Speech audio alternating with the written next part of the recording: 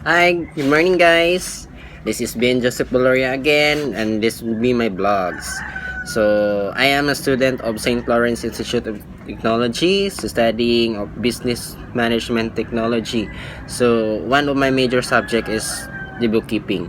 So, today I'm going to share to you how to journalize a transaction using the periodic inventory system. So, first, we have to identify what is the merchandising concern in bookkeeping. So, merchandising concern is deals with the two major activities, which is the buying and the selling. So, it might be in retail or in the wholesaler basis. So, back to periodic inventory system. So, periodic inventory system is calls for the physical counting of goods or merchandise in hand at the end of the accounting period to determine the quantities. So, it is used when the individual items in small investments such as groceries, auto parts, hardware, and a lot of more. So, before we start the transaction, we have to provide the following materials that we could use in solving the transaction. So, first, we have to provide the calculator, the most important one in solving the transaction, a non-scientific calculator. Then, the columnar sheet, a four columns sheet. Then the mechanical pencil and the eraser. So I have here the transaction now. So this would be the four columnar sheet, and you have to write the date, particulars, references, debit, and the credit. So to start with the transaction, so in June 1, supposing this would be the month of June. So on June 1, bought merchandise for cash from Green Corporation of 100,000. So in the journal, you have to write purchases. So since it's a periodic, so you write the purchases for debit of 100,000. Then we credit the cash of the same amount. So remember, debit and credit should be equal. Then you simply write the explanation to record purchases. So supposing purchases is the reference number you made is 16, then the cash is 1. In the next transaction, paid cash to Lorenzo Shipping Lines for freight and handling of merchandise purchased from the Green Corporation of 2,500. So since we paid for the freight per cash, so you write the journal on June 2, freight in of 2,500. Then we credit again the cash. So since based on the cash basis, the same amount, 2,500. Then to record freight. In June 3, return Green Corporation 20,000 cost of merchandise purchase for cash and was refunded. So since they returned the 20,000, then you just simply write the debit for cash of 20,000.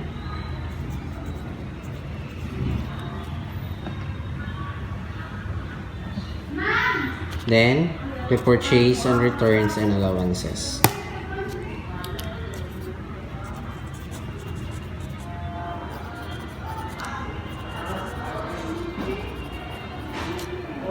By the same amount.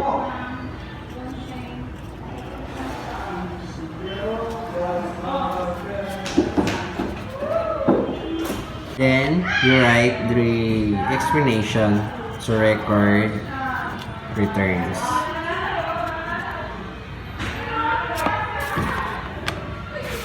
In June 4, both merchandise on account from Blue Superstore of 50,000 with a term 5% in 30 days. So since it is merchandise on account, we write the date, June 4, and then purchases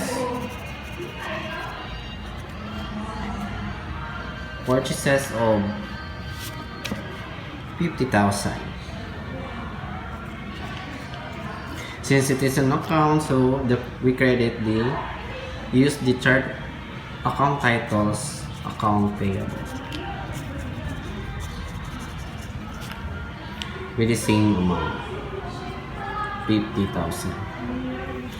Then simply write the explanation. So record purchases on account.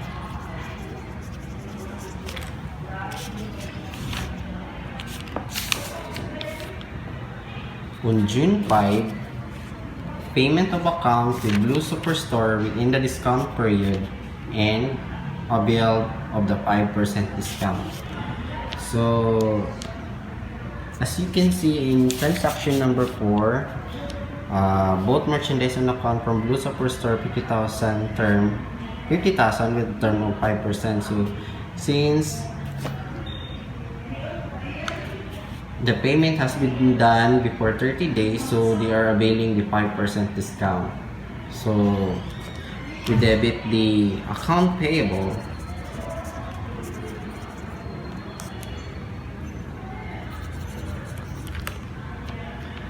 of 50,000. Then we credit the cash and then the purchase discount. So since we have an account of 50,000, so times the discount period of 5%, so 2.5, you have the purchase discount of 2.5,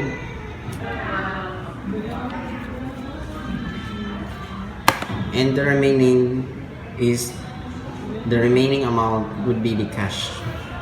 So 2,500 minus 5,000, 50,000 rather. So we have a 47,500 of cash. So in June 6, sold merchandise for cash to non-worker company 150,000. So we debit the cash for 150,000.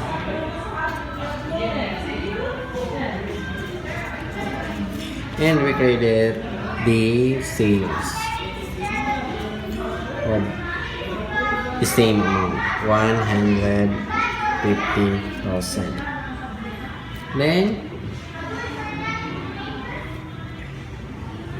so record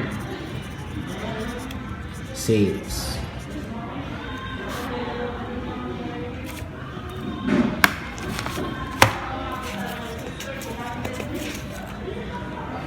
So on June 7, paid freight and handling expenses for the merchandise sold Moonrocker Company of 1/8. So since you pay for the destination, you have the debit of freight out of 1,800.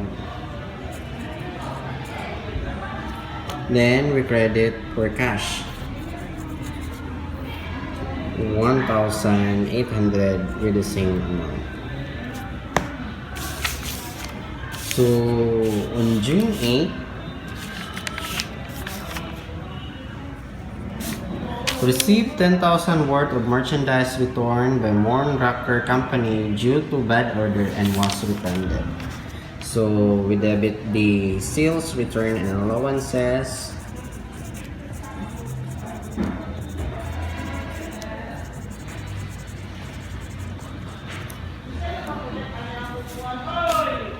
of 10,000. Then we credit the cash of 10,000.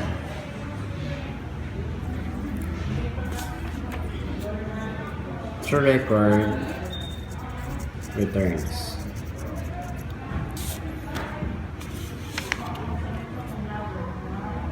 Then after the transaction, we have to total the debit side and the credit side.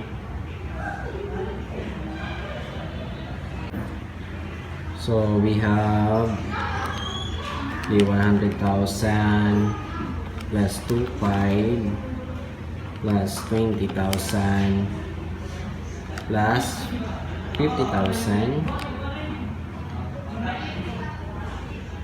plus 50,000 again plus 150,000 plus 1,800 plus 10,000. So a total of 384,300. Next is the credit side. 100,000 plus 25 plus 20,000 plus 50,000 plus 47,500 plus 25 plus 150,000 plus 18 plus 10,000. So the same with the debit side. So 300. So you write also the peso sign.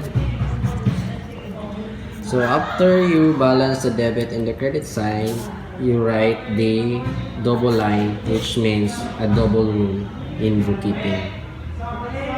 That's all for periodic inventory system, and I hope you learned a lot from it, and don't forget to subscribe to my videos.